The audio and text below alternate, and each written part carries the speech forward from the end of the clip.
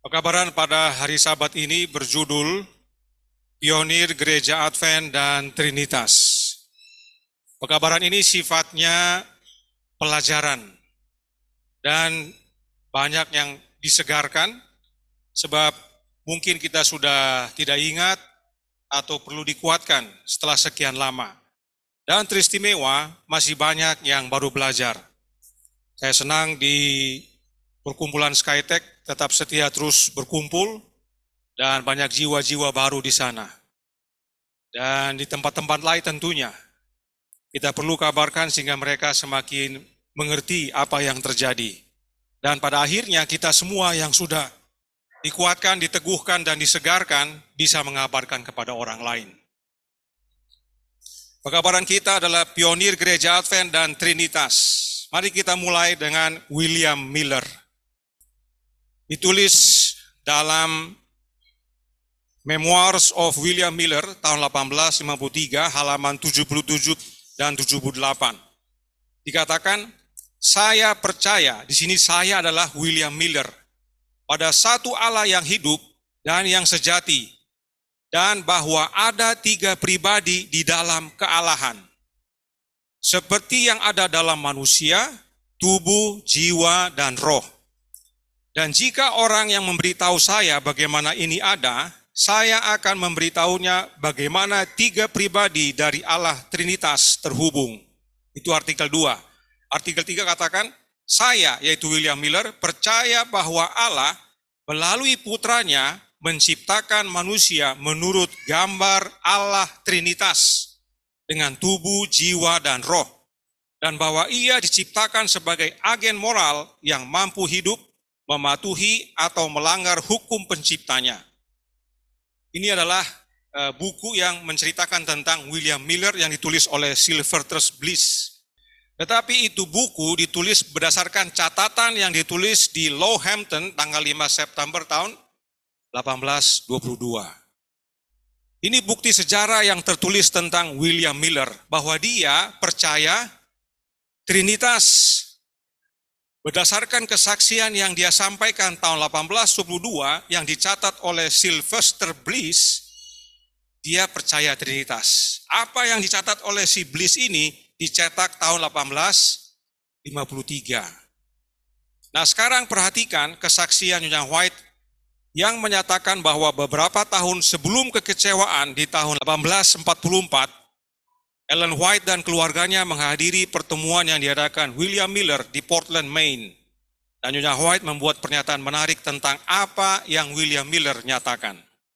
Tertulis dalam suratnya nomor 14 tahun 1910 paragraf 10. Di kota Portland, pekabaran malaikat pertama dan kedua diberikan dalam kuasa oleh William Miller, Joshua Himes, Josiah Leeds, dan lainnya.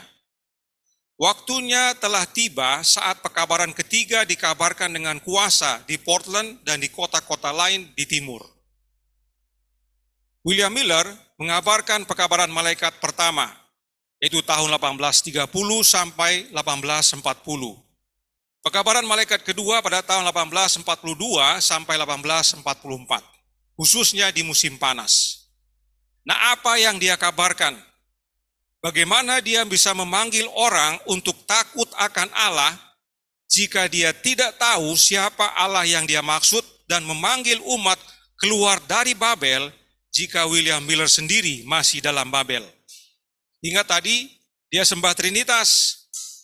Allah yang mana yang dia panggil para umat untuk keluar dan sembah. Ya. Istilahnya, untuk apa himbau untuk umat menyembah Trinitas jika mereka sudah percaya dan sembah Trinitas? Pekabaran William Miller tentunya mubazir. Dia masih di Babel, dia sembah Trinitas, dia kabarkan pekabaran malaikat pertama, tidak nyambung. Karenanya kita perlu tahu apa yang diketahui oleh William Miller dan dia kabarkan tentang Allah, khususnya pekabaran malaikat pertama dan kedua. Berikut pernyataan dari William Miller dalam bukunya William Miller's Works volume 1 halaman 33. Ini dicetak tahun 1842. Dikatakan di sana, saya percaya pada Allah Bapa dari Tuhan kita Yesus Kristus yang adalah Roh, Maha hadir, Maha tahu, memiliki semua kekuatan, pencipta, pemelihara, dan ada dengan sendirinya. Sebagai yang kudus, adil, dan dermawan, saya percaya pada Yesus Kristus, Anak Allah, memiliki tubuh dalam model dan bentuk seperti manusia, ilahi dalam sifatnya, manusia dalam kepribadiannya, seperti ilahi dalam karakter dan kuasanya. Dia adalah juru selamat bagi orang-orang berdosa, seorang imam bagi Allah, seorang pengantara antara Allah dan manusia, dan Raja di Sion. Dia akan menjadi segalanya bagi umatnya. Allah bersama kita selamanya. Roh yang maha tinggi ada di dalam dirinya. Kuasa yang maha tinggi diberikan kepadanya. Orang-orang milik yang maha tinggi dibeli olehnya. Kemuliaan yang maha tinggi akan bersamanya, dan kerajaan yang maha tinggi adalah miliknya di bumi. Suatu kalimat dari William Miller yang penuh makna. Apakah ada perubahan dalam pemahaman William Miller tentang Allah? Dari yang dia saksikan tahun 1822 dengan yang 1842. Ada ya, sangat besar perubahannya. Ya. Dia berubah dari Trinitas menjadi non-Trinitas. Ya. Berikut pernyataan Joshua Himes yang tertulis dalam Encyclopedia of Religious Knowledge. Ya. Joshua Himes berkata begini, pada mulanya umumnya mereka adalah penganut Trinitas. Kemudian mereka hampir dengan suara bulat menolak doktrin Trinitas sebagai yang tidak alkitabiah. Kami percaya bahwa ada satu Allah yang hidup dan sejati, Bapa yang Maha Kuasa, yang tidak bermula, mandiri dan abadi, pencipta dan penopang semua dunia, dan bahwa Allah ini adalah satu kecerdasan spiritual, satu pikiran tanpa batas, selalu sama, tidak pernah berbeda-beda. Bahwa Roh Kudus adalah kuasa dan energi Allah, pengaruh kudus Allah itu, bahwa Kristus adalah anak Allah, Mesias dan Juru Selamat dunia yang dijanjikan. Jadi, Joshua Himes menyaksikan bahwa mereka itu tadinya Trinitas, tapi kemudian mereka tolak. Dikatakan hampir dengan suara bulat, sebab ada dari antara orang-orang yang saat itu yang ikut pergerakan Miller, belum. Ya. Tapi Miller, Joshua Himes, Josiah Litz tadi itu sudah menolak. Ya. Karenanya kesaksian Joshua Himes ini adalah bukti sejarah bahwa William Miller berubah dari Trinitas menjadi non-Trinitas. Kemudian, kita lihat dari Joseph Bates. Dia berkata dalam buku The Autobiography of Elder Joseph Bates, halaman 204 dan 205, dicetak tahun 1868. Sehubungan dengan Trinitas, saya menyimpulkan bahwa mustahil bagi saya untuk percaya bahwa Tuhan Yesus Kristus, Anak Bapa, juga adalah Allah yang Maha Kuasa. Bapa, satu dan makhluk yang sama.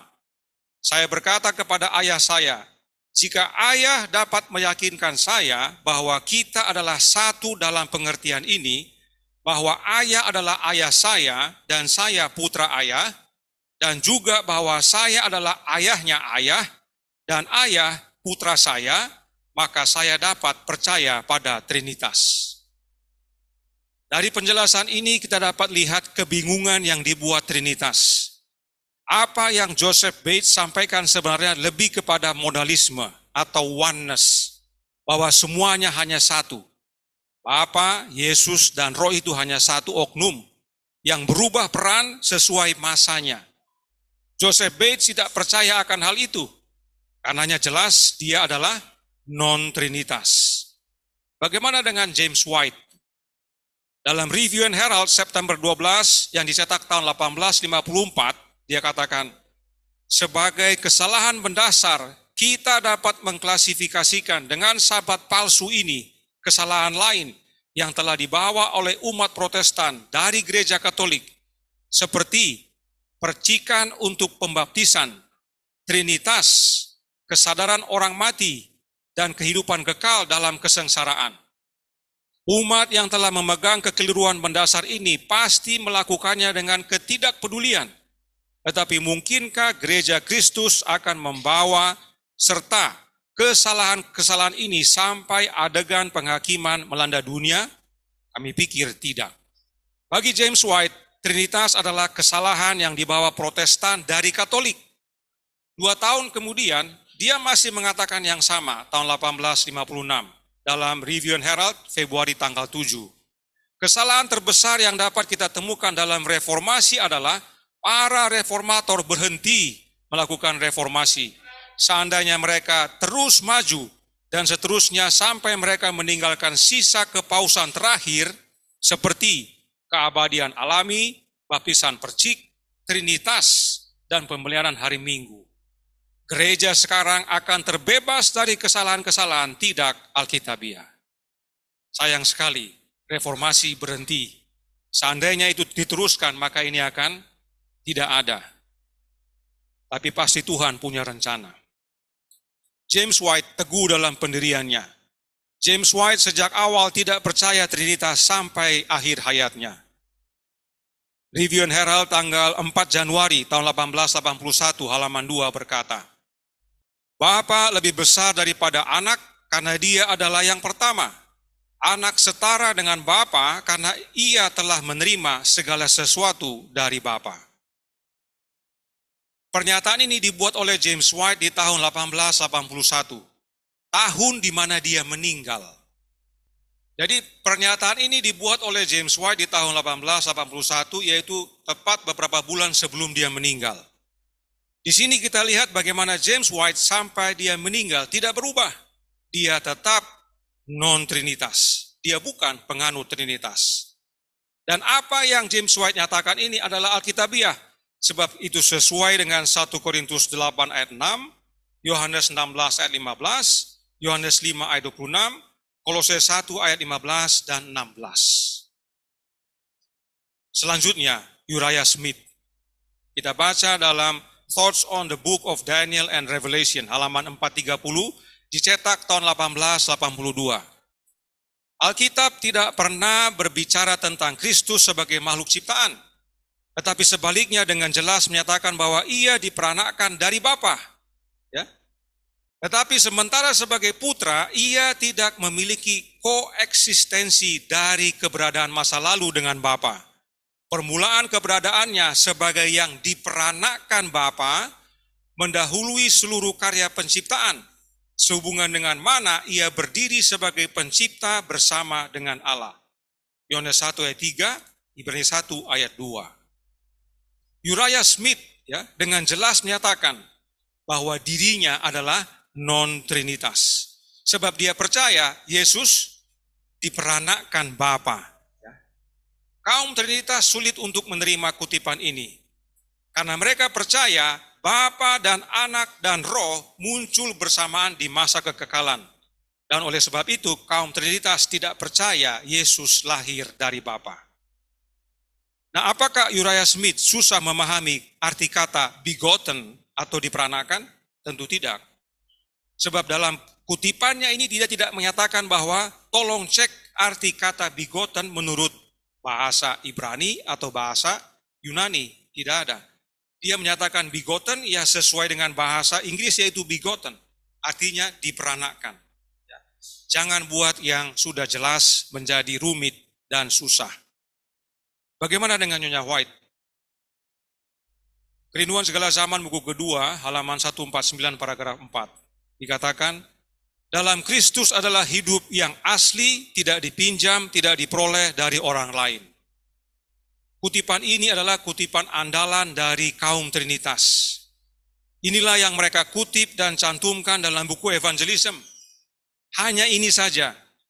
Mereka hanya suka nongkrong di kutipan ini, sebab mereka ingin membuktikan kepada umat bahwa Yesus itu muncul sama-sama dengan Bapa di masa kekekalan, dan karenanya Yesus bukanlah anak Allah yang diperanakkan Bapa.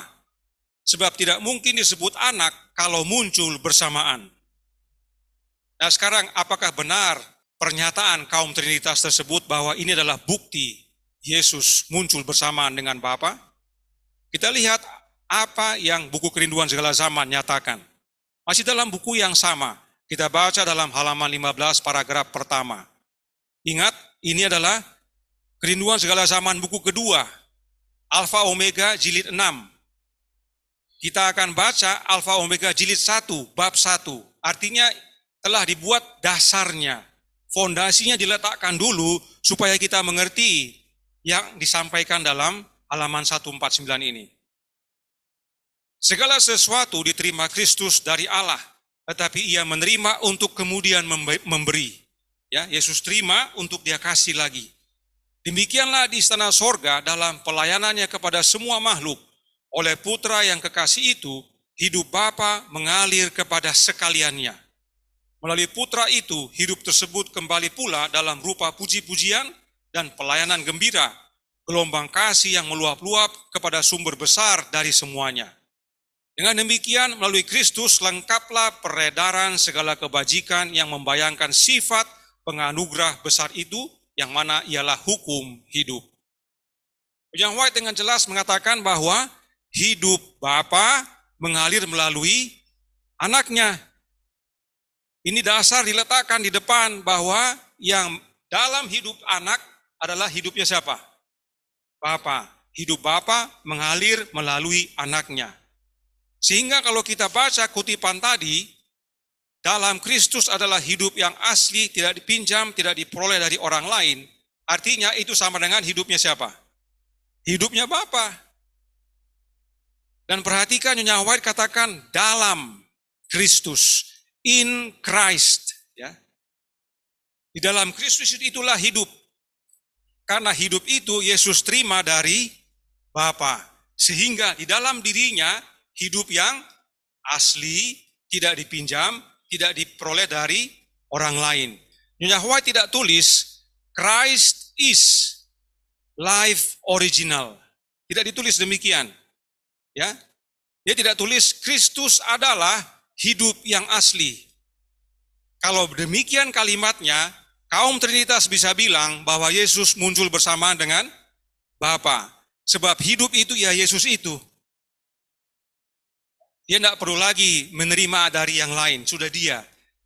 Tapi di depan dikatakan hidup Bapa mengalir melalui anaknya. Sehingga di dalam anaknya ada hidupnya siapa? Bapa.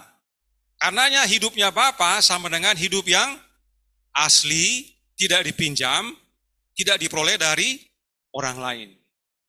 Ini tidak diajarkan di dalam gereja Advent.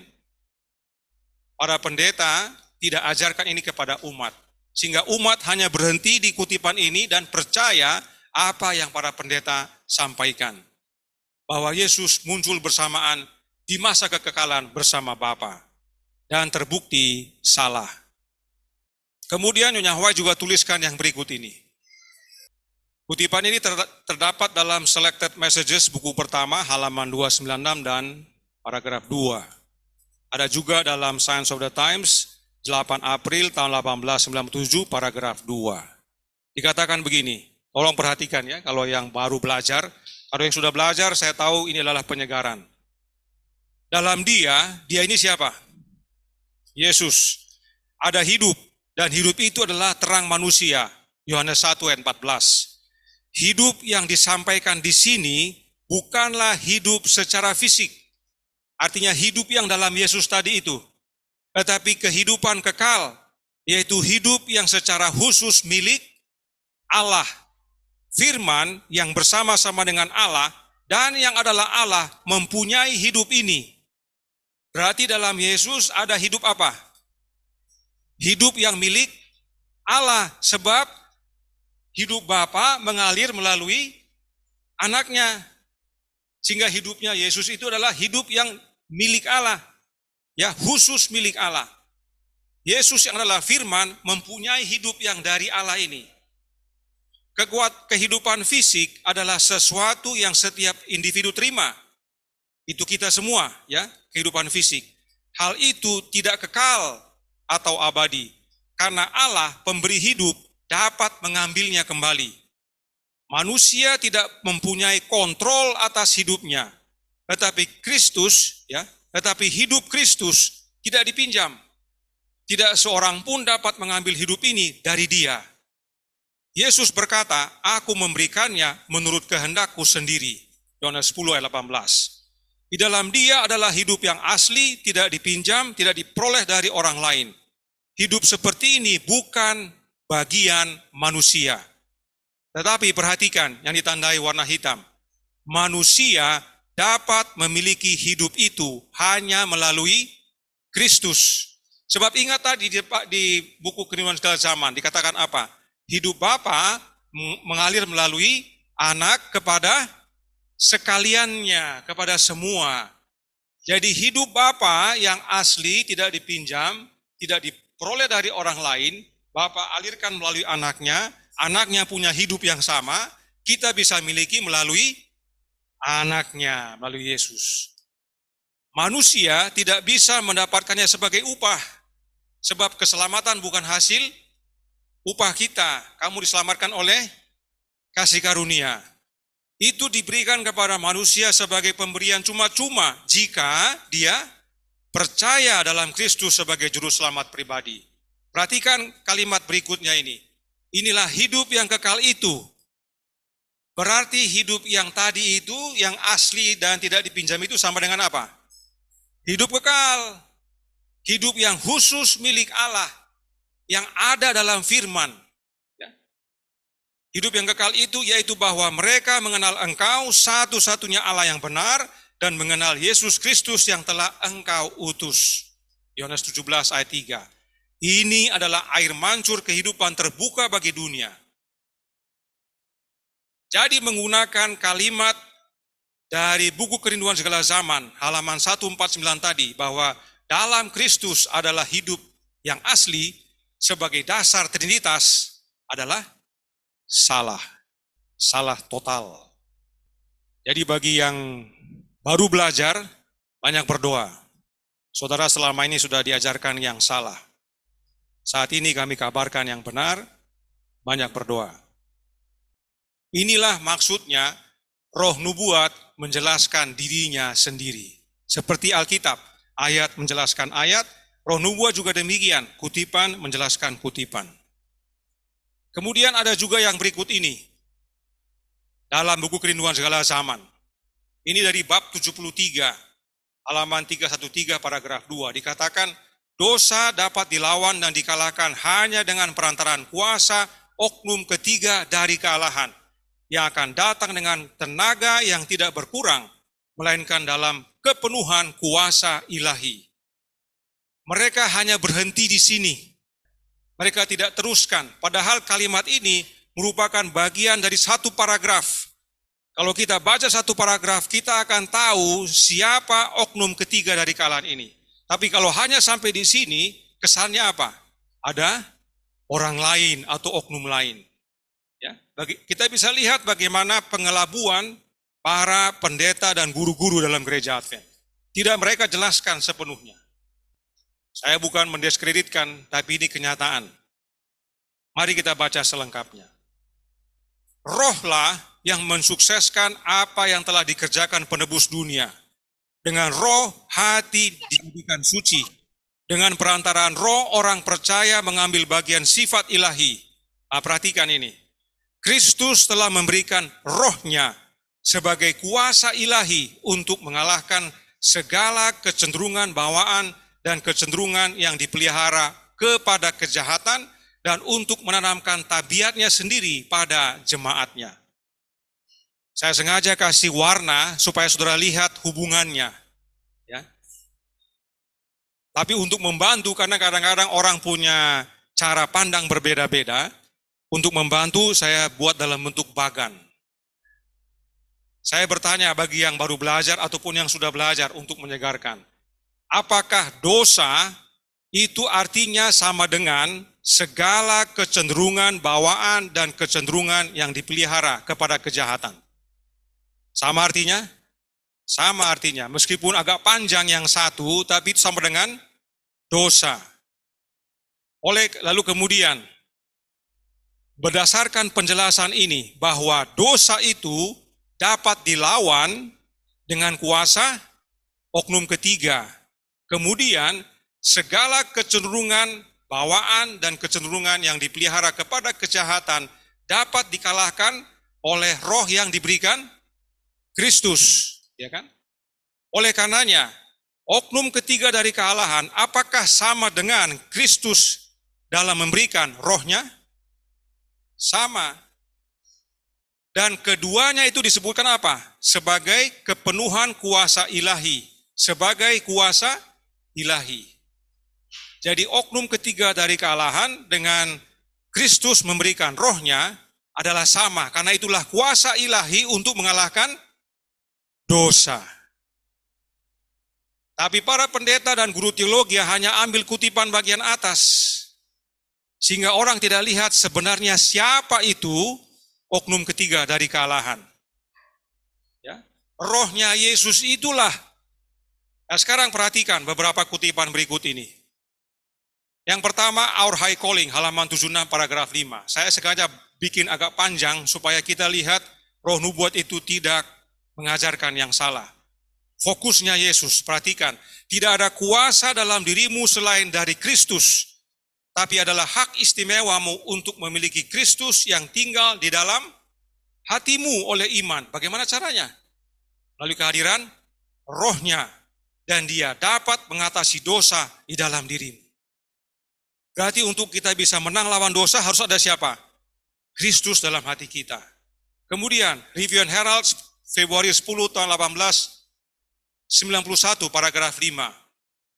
Yesus sendiri yang punya kuasa untuk selamatkan dari dosa. Kalau dibilang Yesus sendiri, adakah potensi oknum lain ikut-ikutan? Tidak ada. Kalau Yesus sendiri ya hanya Yesus. Bagaimana caranya? Dengan memberikan rohnya. Untuk bebaskan dari kuasa kejahatan dan untuk meragukan dia yang telah menyerahkan nyawanya bagi kita adalah mendukakan dan menghina Bapa. Jadi kalau kita bilang bahwa saudaraku dalam Tuhan, terimalah Allah roh, sebab dengan kehadiran Allah roh kamu dapat mengalahkan dosa. Itu menghina Bapa atau tidak? Itu menghina Bapa. Sebab Bapa telah karuniakan anaknya untuk kalahkan setan dan maut dan dosa, sekarang mencurahkan roh anaknya dalam hati kita supaya kita bisa menang atas dosa. Tapi gereja Advent dengan pendeta-pendetanya dan guru teologianya ajar bahwa yang dalam hati kita siapa? Allah roh yang bukan Yesus, yang bukan roh Kristus. Itu bukan hanya menghina kebenaran tapi menghina Bapa. Berikutnya, tanpa Kristus kita tidak dapat menaklukkan satu dosa atau mengatasi pencobaan terkecil. Banyak yang membutuhkan roh Kristus dan kuasanya untuk menerangi pemahaman mereka. Sama seperti Bartimeus yang buta membutuhkan penglihatan alaminya. Tanpa Kristus tidak bisa. Makanya Kristus memberikan rohnya untuk mengalahkan dosa. Kerinduan segala zaman buku kedua, halaman 319 paragraf 2. Tanpa aku, kamu tidak dapat mengalahkan satu dosa atau melawan satu pencobaan. Ini Yesus bilang ini. Jadi kalau mau menang lawan dosa, kita perlu Yesus. Yesus di sorga secara fisik, tapi dia hadir dalam hidup kita oleh kehadiran rohnya. Maka dia berikan rohnya sebagai kuasa ilahi yang disebut oknum ketiga dari kealahan. Satu lagi, Kerinduan Segala Zaman jilid 1 halaman 346 paragraf 3. Satu-satunya pertahanan kita melawan kejahatan ialah dengan hadirnya Kristus di dalam hati oleh iman, di dalam kebenarannya. Bisa lihat, orang siapa yang mengajarkan bahwa yang hadir dalam hati kita adalah Allah roh, dan dia bukan Yesus, bukan roh Kristus, bukan hanya menghina kebenaran, tapi menghina Allah Bapa. Sebab satu-satunya pertahanan adalah Yesus. Tidak ada yang lain. Berulang-ulang, saudaraku dalam Tuhan, roh nubuat menjelaskan satu-satunya cara untuk dapat bertobat dan kalahkan dosa hanya dengan menerima Kristus tinggal dalam hati kita oleh kehadiran rohnya, yaitu roh Kristus. Makanya saya dulu tidak khawatir, saudaraku dalam Tuhan. Saya tidak khawatir menyatakan ini kepada para pendeta. Mengabarkannya di dunia media sosial. Sebab dalam gereja Advent, para pendeta, mereka sudah menipu umat. Kalau Nyonya White mengajarkan bahwa oknum ketiga dari kealahan itu adalah oknum lain, bukan Yesus, dia nabi palsu. Kenapa? Karena ulang-ulang dia bilang bahwa Yesuslah satu-satunya pertahanan kita. Hanya Yesus. Tapi dia bilang tadi, oh ada oknum ketiga yang juga dapat mengalahkan dosa. Loh, tadi kata kamu satu-satunya. Tapi umat tidak diajar ini sehingga tidak melihat. Kalau diajar semuanya umat akan melihat, loh pendeta. Kalau memang oknum ketiga itu adalah Allah Roh dan dia bukan Yesus, tapi kenapa Nyonya White bilang begini? Berarti dia bertentangan dong dengan omongannya yang lain. Berikutnya, perhatikan ini, oknum ketiga dari kealahan. Kristus memberikan wakilnya, oknum ketiga dari kealahan, Roh Kudus. Jadi oknum ketiga dari kealahan sama dengan Roh Kudus. Sekarang siapa Roh Kudus? Roh Kudus adalah Roh Kristus, itu adalah wakilnya. Begitu cara belajar roh nubuat, kutipan menjelaskan kutipan. Yesus memberikan wakilnya, yaitu oknum ketiga dari kealahan yang disebut Roh Kudus. Roh Kudus itu adalah Roh Kristus yang adalah wakilnya. Jadi wakilnya Yesus siapa? Roh Kristus. Roh yang dia berikan untuk mengalahkan dosa. Kemudian dalam That I May Know Him, halaman 217 paragraf 2.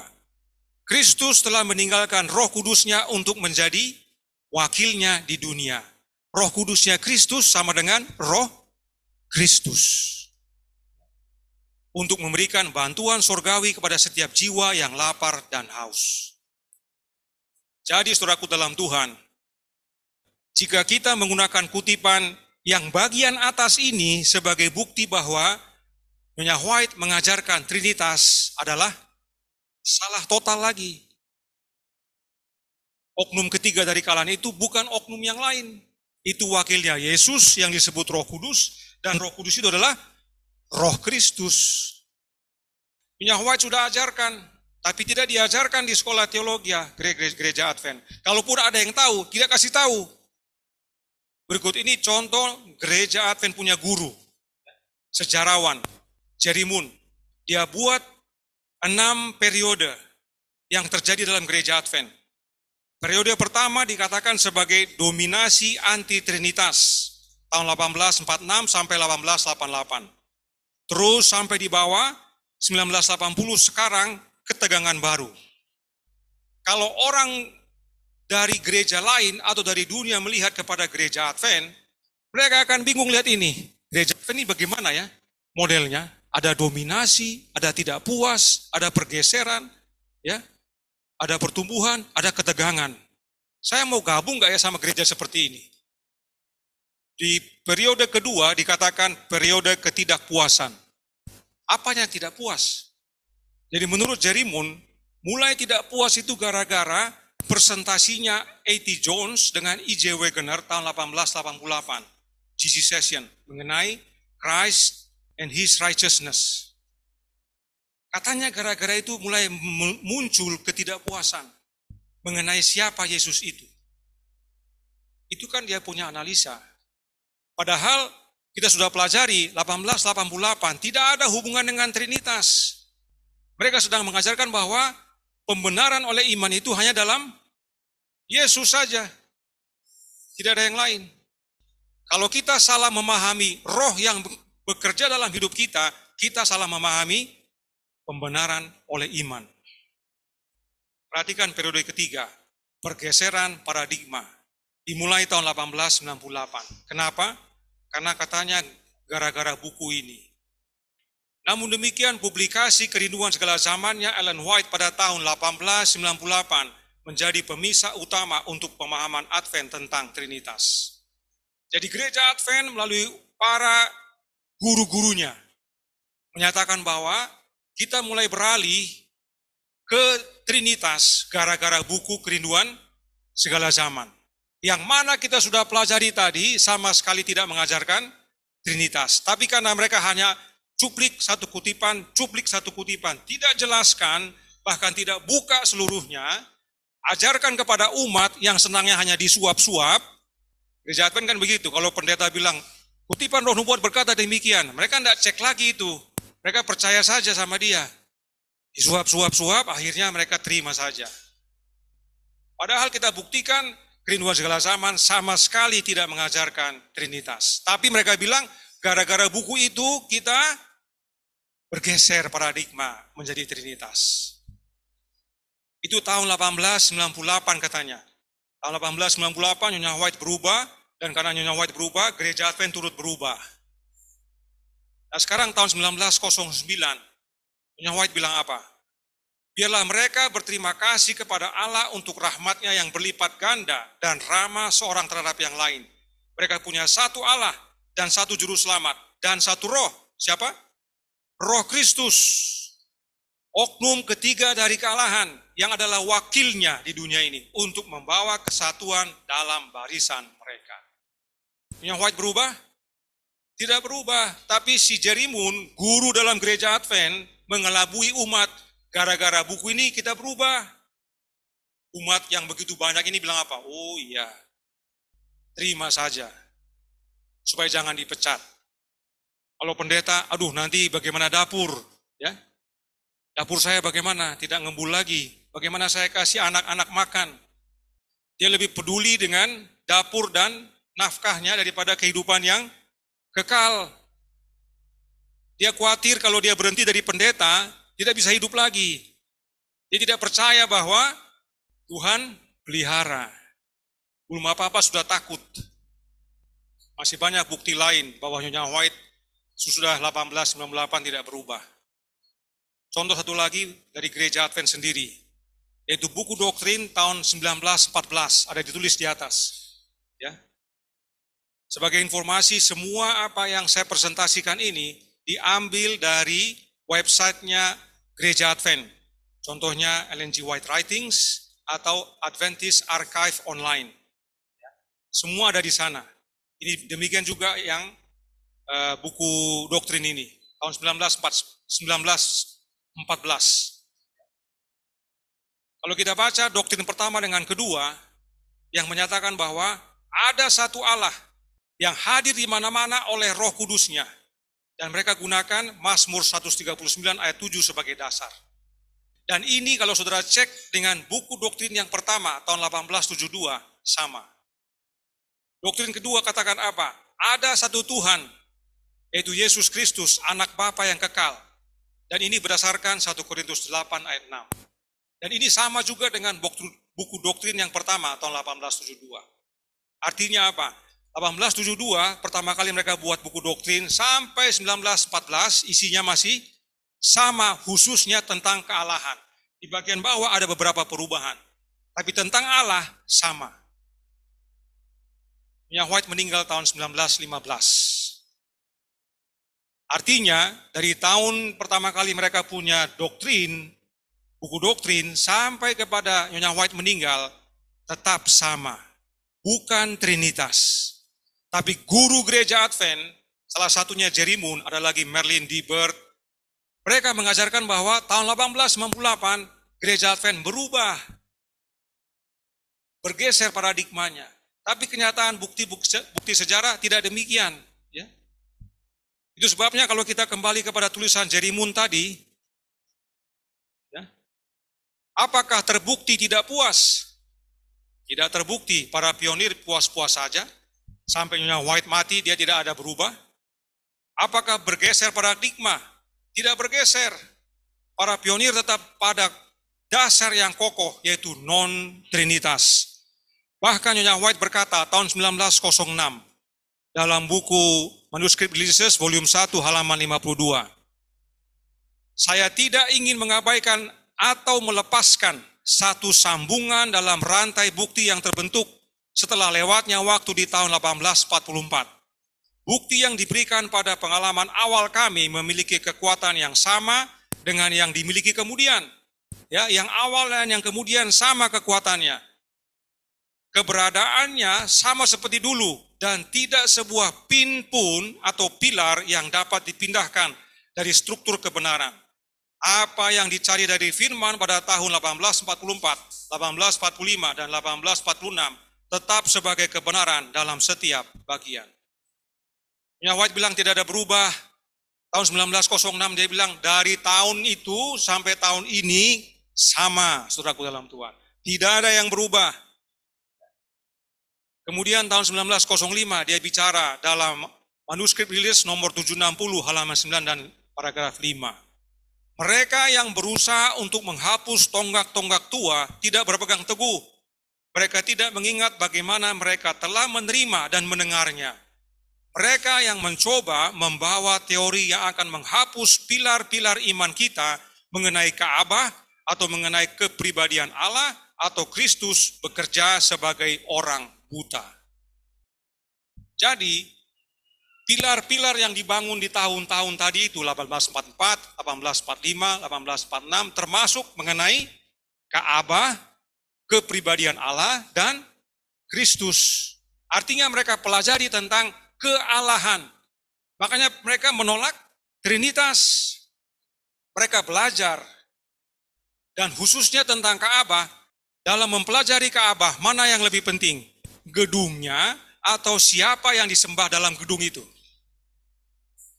Siapa yang disembah dalam gedung itu? Jadi dalam mempelajari Ka'bah, yang utama bukan gedungnya dengan segala macam pernak-perniknya, tapi Allah yang kita sembah. Dan mereka dapati yaitu Bapa dan anaknya. Siapapun yang berusaha hapus dan cabut disebut orang buta. Sejarawan satu lagi kita lihat, George Knight. Lest we forget, halaman 288 paragraf 1. Dikatakan ini menjadi kejutan bagi banyak orang Advent di zaman ini bahwa sebagian besar pendiri denominasi tidak dapat bergabung dengan gereja hari ini jika mereka harus menyetujui 28 doktrin. Untuk lebih spesifik, mereka akan menolak doktrin nomor 2 tentang Trinitas karena mereka anti-Trinitas. Para pendiri gereja Advent anti-Trinitas. George Knight katakan kalau mereka masih hidup sekarang, mereka tidak gabung di gereja Advent. Ini orang Advent sendiri yang bicara, guru dalam gereja Advent. Pendeta dia ini. Karena mereka anti-Trinitas, mereka akan nolak nomor 4 tentang anak karena mereka menganggap bahwa anak tidak kekal dan mereka akan menolak nomor 5 tentang Roh Kudus karena bagi mereka roh adalah kuasa dibanding oknum. Yang salah di sini adalah nomor 4. Karena si George Knight katakan para pionir tidak percaya bahwa Yesus anak yang kekal. Dia tidak akui bahwa banyak daripada pendiri kita percaya Yesus anak yang diperanakan. Yesus lahir dari yang kekal, berarti dia kekal. Saya tidak kekal, anak-anak saya tidak kekal. Jadi pernyataan George Knight ini hanya satu yang salah, yaitu tentang anak. Tapi lainnya betul. Tapi apa dikasih tahu kepada umat ini? Tidak dikasih tahu. Nyonya White katakan, apa yang telah ditemukan dan didirikan tahun 1844, 45, 46 terus tidak ada berubah. Tapi sekarang sudah dirubah. Coba kalau dia masih hidup sekarang, apa yang terjadi? Ya, dia bergabung dengan kita. Dia senang, oh ada kelompok di Timika, ada kelompok di Jakarta, ada kelompok di Manado. Saya bergabung sama mereka. Mereka yang masih pelihara tonggak-tonggak tua itu. Kalau gereja Advent sudah dihulubuhkan itu tonggak-tonggak, sudah dihapus. Tapi anehnya, gereja Advent masih mengakui mereka itu sebagai pionir. Pionir yang adalah anti-Trinitas. Sekarang gereja Advent adalah Trinitas, tapi pionirnya anti-Trinitas. Ya. Kalau gereja lain lihat, ini gereja Advent ini bagaimana modelnya ini? Ya. Periodenya saja unik ya, tidak puaslah, bergeserlah, teganglah. Sekarang mereka Trinitas, tapi pionirnya anti Trinitas, dan kalau masih hidup tidak gabung. Itu pionir yang mana? Kalau orang dunia tahu semua sejarah ini dan mereka lihat, tidak ada yang mau gabung dengan gereja Advent. Alkitab berkata dalam Yeremia 2 ayat 10 dan 11, menyeberang sajalah ke tanah pesisir orang Kitim dan lihatlah, suruhlah orang ke Kedar dan perhatikanlah dengan sungguh-sungguh. Lihatlah apakah ada terjadi yang seperti ini. Titik 2, apa yang terjadi itu? Pernahkah suatu bangsa menukarkan Allahnya, meskipun itu sebenarnya bukan Allah? Pernah? Tidak pernah. Tetapi umatku menukarkan kemuliaannya dengan apa yang tidak berguna. Bangsa kafir tidak pernah menukar ilahnya. Buddha pernah dia ganti ilahnya? Tidak pernah. Hindu pernah? Katolik pernah? Tidak pernah ganti Allah mereka. Dari awal sampai sekarang sama. Tapi umatku, kata Tuhan, ganti. Bangsa Israel tadinya sembah Allah Bapa, dia ganti. Sekarang gereja Advent Israel Rohani, tadinya anti Trinitas, ganti jadi Trinitas. Allah sudah bilang apa? Bangsa yang lain tidak pernah tukar-tukar. Padahal bangsa kafir, ini umatku tukar-tukar. Dapatkah saudara mempercayai sebuah gereja yang ganti-ganti Allah mereka? Bisa? Saya tidak percaya sama gereja seperti begitu. Nanti tahun depan ganti lagi. Tahun depan ganti lagi, bergeser lagi paradigma. Ada rasa tidak puas, kekecewaan, ada dominasi, ada tegang. Gereja apa seperti itu? Jadi saudaraku dalam Tuhan, bersyukur dipecat. Dan kalau yang belum dipecat, saya kasihan. Saudara masih tergabung dalam gereja Advent yang bingung, yang ganti-ganti Allah. Di sini banyak yang belum dipecat, saya tahu. Tapi bersyukur mereka bergabung di sini. Ada yang memecatkan diri sendiri juga. Tapi jangan bangga bergabung dalam gereja Advent yang ganti-ganti Allah. Orang kafir saja tidak ganti, jemaat lain, gereja lain tidak pernah ganti, tapi gereja Advent ganti-ganti. Bersyukur yang sudah dipecat. Karena kita tergabung dalam gereja Advent yang sejati, yang Allah Bapa dirikan dengan perantaraan para pionir, yang adalah gereja Advent yang non-trinitas. Gereja Advent yang menyembah satu-satunya Allah yang benar, yaitu Allah Bapa, dan percaya kepada Yesus Kristus, anak Allah yang Bapa peranakan, serta rindu untuk dipenuhi oleh Roh Bapa yang dikaruniakan kepada kita melalui anaknya, yaitu Roh Kristus. Agar kita diubahkan menjadi serupa dengan Bapa dan anaknya dalam karakter dan layak untuk menerima hidup yang kekal. Karenanya saudaraku dalam Tuhan, ingat, jikalau kita mengikuti dengan sengaja akan dongeng-dongengan yang direncanakan, ya, perhatikan ini, dongeng-dongengan yang direncanakan, kita bersatu dengan kekuatan musuh melawan Allah dan Kristus. Dongeng apa yang direncanakan yang melawan Bapa dan Anak? Dongeng Trinitas. Makanya mereka berusaha dengan segala macam cara tipuan, kelabui orang supaya dongeng ini terus berlanjut. Menipu banyak umat. Lalu apa tugas kita? Kutipan terakhir. Biarlah setiap orang bangkit sekarang dan bekerja manakala ia mempunyai kesempatan. Biarlah ia membicarakan firman pada waktunya maupun tidak pada waktunya. Kalau dalam kalimat lain dikatakan entah baik atau tidak baik.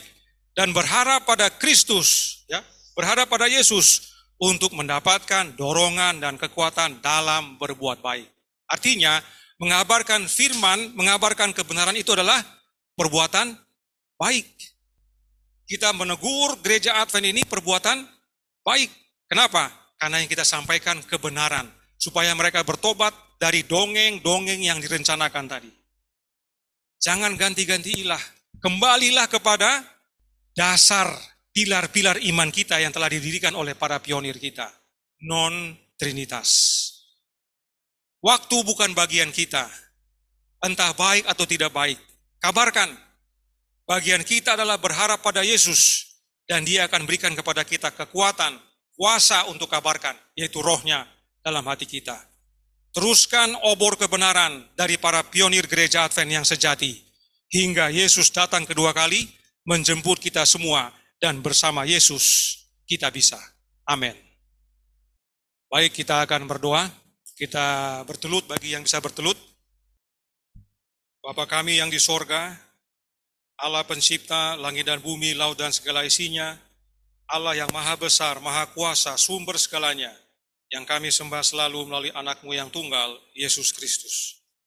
Terima kasih atas kesempatan pada siang hari ini, boleh diingatkan kembali, disegarkan, dan bahkan bagi yang baru belajar, dibukakan kebenaran tentang sejarah singkat pengalaman dari para pionir dan apa yang mereka yakini tentang Engkau, ya Allah.